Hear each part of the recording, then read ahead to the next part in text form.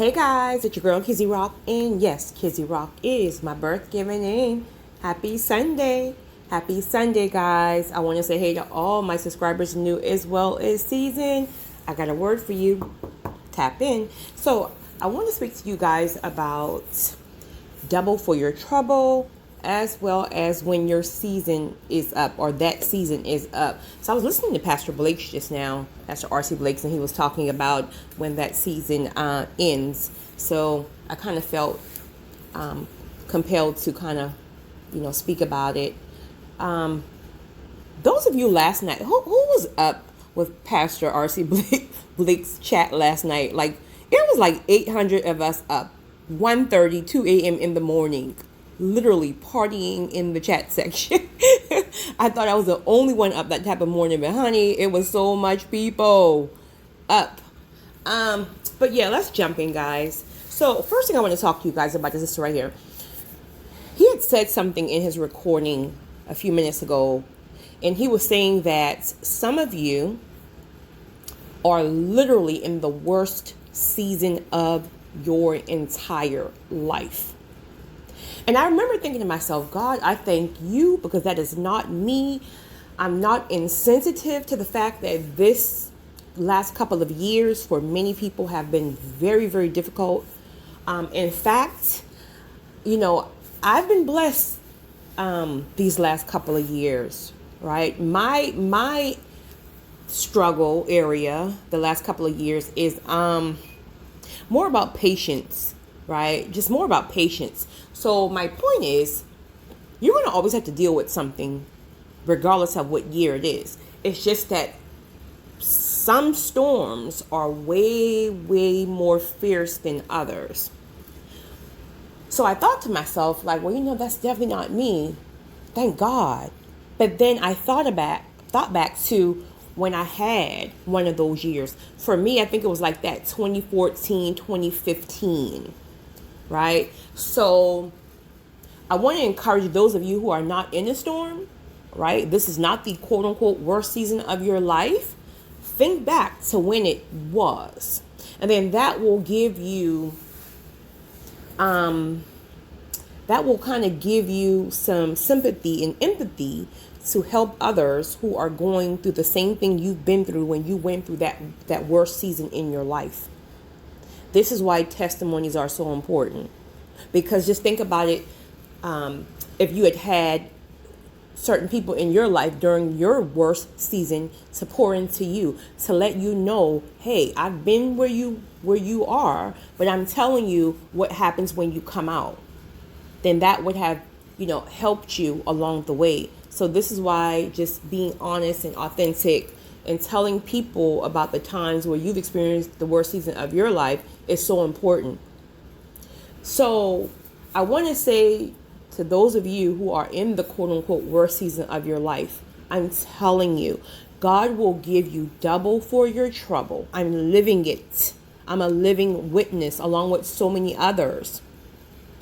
God will bless you in a season where everyone else is losing everything. The key components are you are going to have to stay obedient in that storm, which means allowing him to do whatever he's doing. If he is ending relationships, you're going to have to be obedient with it. Stop trying to get it back. If it's meant to come back, it will come back in your next season. Let him strip whatever he's stripping. Another key component, temptation is going to be at its all-time highest. Mind you, Satan knows where you are. He knows you're desperate. So what better time than him to come in and put all type of temptations in your face, things that God have been clear and stripped from you or told you to leave and never go back to. But because you're desperate and Satan's dangling it right in front of your head, maybe that relationship or whatever that God has removed, and you go back, well, you're going to literally cause your storm to last and linger longer. But if you can just get the mindset that what God is doing is not punishment. Many times that's what it feels like. It feels like torture. It feels like he is literally punishing you, versus then we changing the perspective to realize what he's doing is he's ending this season in order to take you to a season that will blow your mind. But because again, as individuals, as fleshly beings, we are so comfortable, but what we want, we are in dead end relationships that it's not even, it's no longer fulfilling. We're not even happy, but because we're comfortable and we don't know what's on that other side, if we leave, we stay. We're staying around toxic people, friends, family, or whatever, because we may have grown up in that environment and trauma bonds are real. So as much as you guys are causing chaos and negativity to each other's lives, and you're arguing every time you see each other, and you like, that's not normal. It feels normal because that's what we're used to, and we've been around that stuff all of our lives many of the times. But it's not normal. Peace is normal. Healthy, wholesome relationships is normal. So when God is ready to call you higher, when you decided to answer the call, and again, whatever direction, that's not always church, that's not always pulpit. Trust me. But when he is ready to call you higher and you accept the call, your life is going to change, and it will be the complete opposite of what you thought. You may think like, I'm just saying yes to, serve more people, and life is just going to be just as normal. Honey, your life will never, ever, ever be the same. And I think God only shows us bits and pieces, right? He shows you like a little bit of where you're going or what he wants to give you. So you're all excited like, oh God, you got that for me? Yes, I want it. So it's almost like you signed this contract that you can't even back out. But you signed the contract and didn't even know the fine prints or saw the contract in its entirety, but you signed it. So once you signed it, there's no going back. So now you just have to keep moving forward. You have to keep going through storms. You have to keep going through pruning seasons of things and people and so on. And it is difficult. That God will pace you. So it's not like you will get hit with all these things at one time, but it is like when you come out of one thing, it's going to be something else. It's going to be something else. It's going to be something else. But then eventually, things will start to kind of slow down. And then you'll look back at your life and you'll realize all the blessings that God gives you in the new season that is double, triple for your trouble. But see, when you're in the process of it all, God is blessing you all along, but your head is spinning so much that you don't even realize the blessings that are coming with the processing and the transformation. The blessings are already have already started, and you're seeing increase in all areas. But because the transition is so difficult and you're constantly fighting storms and going through pruning, that you don't even really recognize the blessings in its entirety until once you finally get to the end of your processing and you look back and you'll be like, oh my goodness, I have more, right? You think to yourself, I have more in every area. I'm speaking about every area. I'm speaking about peace. I'm speaking about your what's the word when you encourage others and others see you as an inspiration, your platform, your finances, whatever he needs to increase to get you to destiny, he will always provide. So those of you who are still refusing to take that step because you feel like you don't have it all, you're not going to have it all. You're not going to have it all. God will make you literally depend on him for every single thing you need as he process you. So if he's giving you a purpose, a vision, he has to supply it, because it's not even about you. So he will supply it. He will use people. He will use things. He will connect you with kingdom partnerships. And you guys are just like pinging off of each other, supporting each other, helping each other. But you just got to trust the process. So speak on what Pastor was talking about, meaning allowing these relationships to end, right, properly by grieving them. And first thing first, like he said, so many people are trying to hold on to dead end relationships. God has been clear that the relationship is over. These can be romantic relationships. These can be just friendships. These can be situations with your family, whoever. When the relationship ends, when God has put an exclamation mark behind it, that's it. You can cry, you can scream, you can beg, you can plead, you can try to run and chase behind it. If God has ended that relationship, you might as well go ahead and accept it and start your grieving process, because ain't nothing happening. Ain't nothing happening after he ends a relationship. But again, many times the relationships truly are ended for our benefit. We're holding on to people who don't even respect or honor us, who are trying to force something to work. They don't even see your value. But I'll tell you this, they will see it once God pulls you higher. That's when they will really realize what they had. But you can't make people see what's in you when they're blind themselves. So God is trying to save you from dead-end relationships. Probably could potentially even be protecting your life, because you don't even know what could happen 6 months from now. All these toxic trauma bonds that you grew up with, and toxic families and stuff. And again, because we're quote unquote blood, quote unquote, we pissed the bed together. Again, for my guys, some guys like to say that. And you know, every time you're around certain people, your spirit gets that nasty feeling. It's almost this feeling of you don't even feel safe. You feel uncomfortable. You're tensed, because just because someone is blood doesn't mean they have to go. You got to learn to love people from a distance. So what will happen sometimes when God has been clear with you to leave certain relationships behind and you keep refusing, he will allow that person to burn you so bad. That person may cheat on you. If it's a romantic relationship, that person may betray you. If it's family, that person may cause some type of ruckus where they cause everybody to turn against you.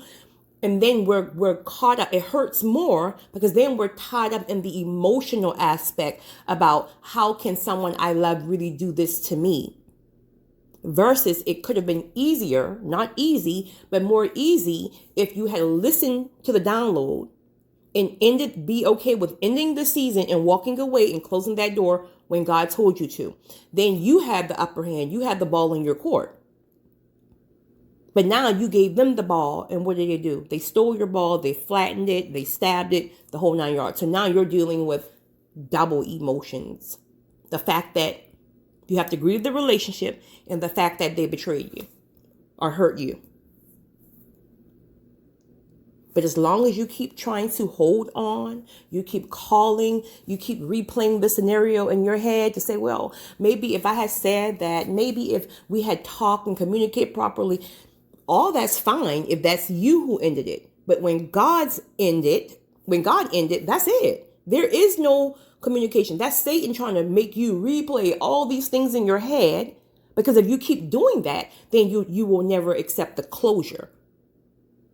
If you keep replaying something on what you could have done differently, that keeps that door open. And before you know it, you find yourself thinking about the person going back, or you're not accepting their calls or their invitation to dinner or whatever. So once you accept it and you realize, okay, this person has hurt me too many times. God have been clear. I heard God clearly. He says, end it, or I will miss every single blessing that he has for me. So I have to end it. Okay, so you first acknowledge that it has to end. Meaning, no matter how much your heart break, regardless of your emotions, it has to end because God has been clear. Exclamation mark. Then, because you've now acknowledged it, you've accepted it. So now, after accepting it, you have to grieve it. All relationships, just not romantic, all relationships, because you know God has been clear, it's no coming back.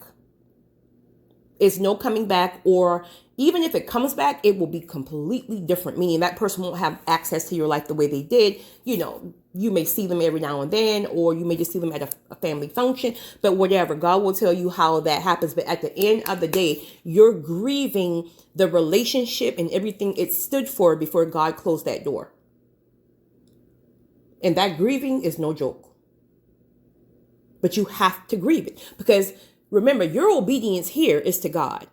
This is not even about your heart, your feelings, your emotions, because your emotions will be going the complete opposite direction than what you were if you weren't obedient to God. This is why obedience is important, because if you're obedient to God, no person on the face of this earth can get you to change your mind when God has said something very clear to you.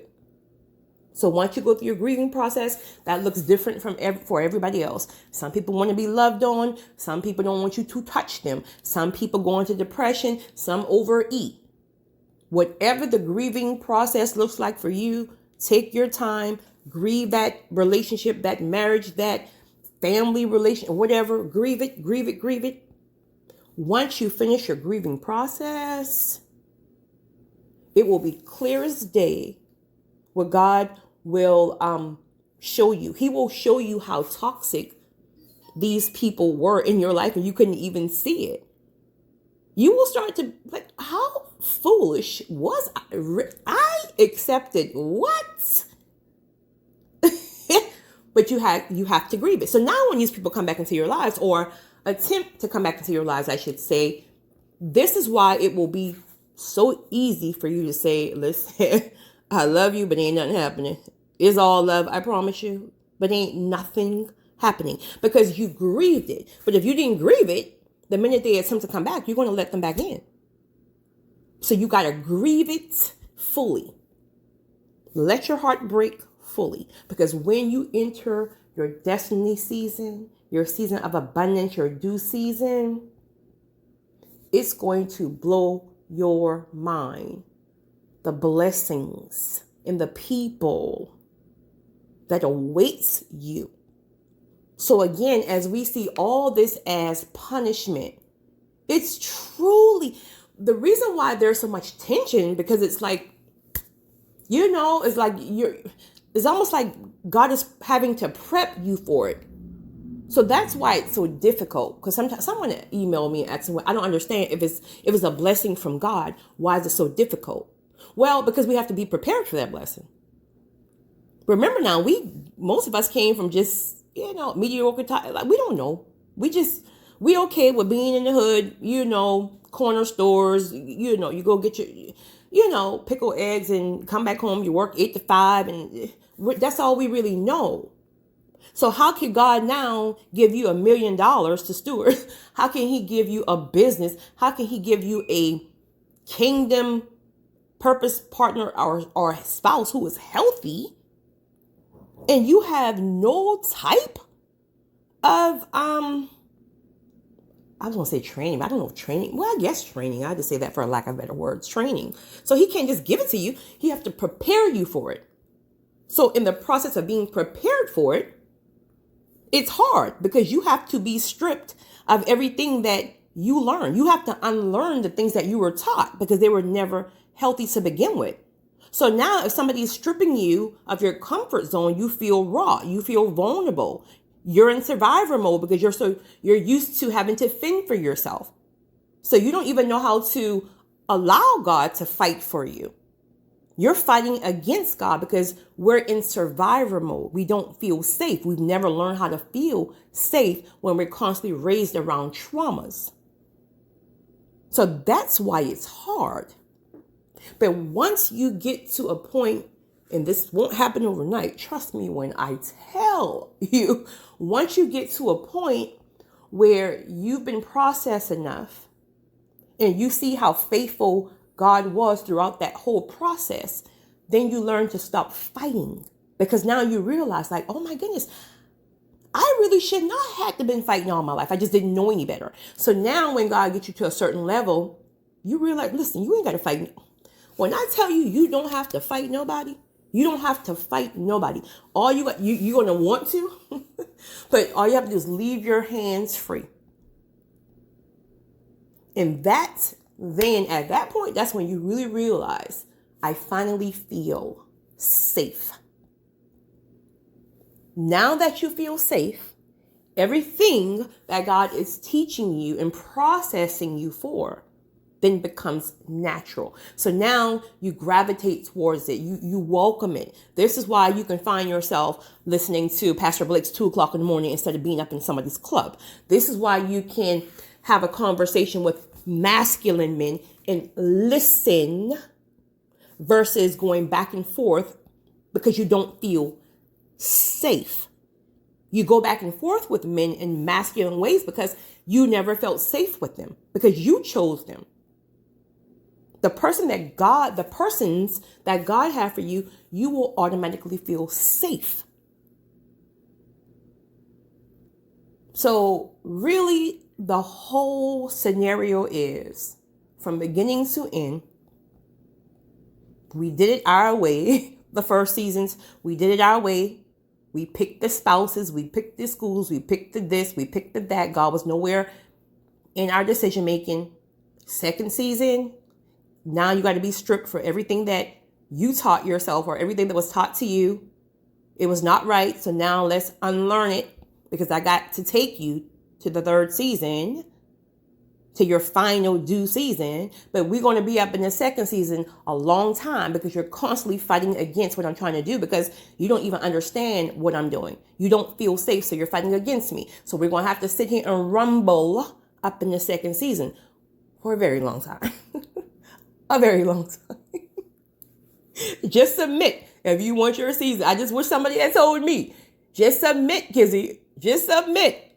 Regardless, just submit to it. So I'm telling you now, submit to what he's doing.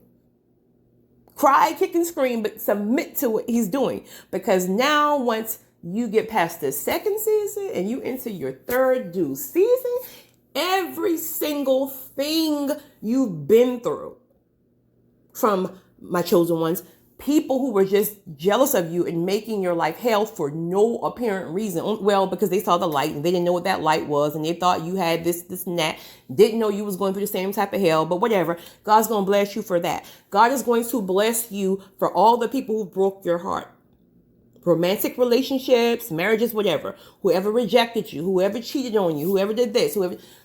The times that you gave to people when you didn't even have. The times you put people in front of you and those people was disloyal to you. Those people wouldn't do the same when you were down, etc. Everyone who've ever harmed you in your life, every time you've done the right thing, even when people were not grateful, you will be rewarded in your third or your due season. It will all make sense. And guess what? You will finally be able to rest in the fact of, oh my goodness, I was never a fool. I was never a fool. God was taking notes. The people weren't grateful, but God was taking notes. So that will allow you to receive all of your blessings with no guilt. Because sometimes when God can bless you abundantly, it's almost feel like, I want to kind of hide this new home. I want to hide this new car because I don't want people to feel, No, honey. You're going to embrace those blessings because it will be clear as day on why you even receive them. God sees everything. And your biggest flex is not running around saying, ha ha, I told you so. Your biggest flex is the fact that every single one of these people are going to want back into your life. But because you grieved it, that's a done deal, boo. I love you, but that's a done deal, boo. Ain't nothing happening. That's going to be your biggest flex. So stay humble in your due season, because remember, the majority of the blessings that God gives you is in order to bless other people. He's going to make sure you're good, but it's really about him giving you more in abundance because you learn to trust him and he can trust you. Speaking of that, I'm telling you guys now, don't be thinking them petty stuff you can do. Oh, boy, that's petty. I just took that. I took that paperclip. Oh, God ain't going to say the smallest things, I promise you. Anything you feel you're getting convicted about, straighten up in that area, because when God knows he can really, really trust you, he's going to give you abundance so you can make sure that you bless others that he tells you to bless now. That he tells you to bless.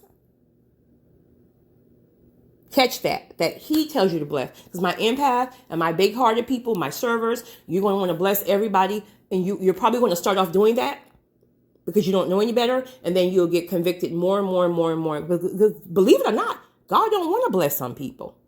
Some people he got to put on their face, but we're sitting there helping him.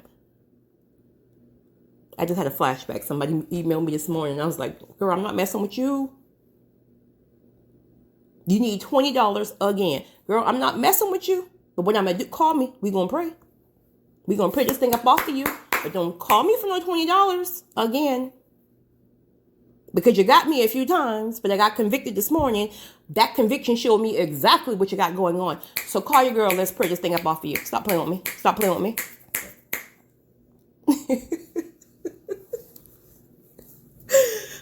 And she might be listening. If you're listening, call your girl. Let's pray. All right. So I wanted to share that with you guys. You guys have a great Sunday. And again, if you're going through it, this is the quote unquote worst season of your life. I promise you, when you come up out of this thing, as long as you do what you're supposed to do, be obedient, submit to what God is doing, avoid the temptations, your due season is around the corner and it will blow your mind. It's your girl, Kizzy Rock.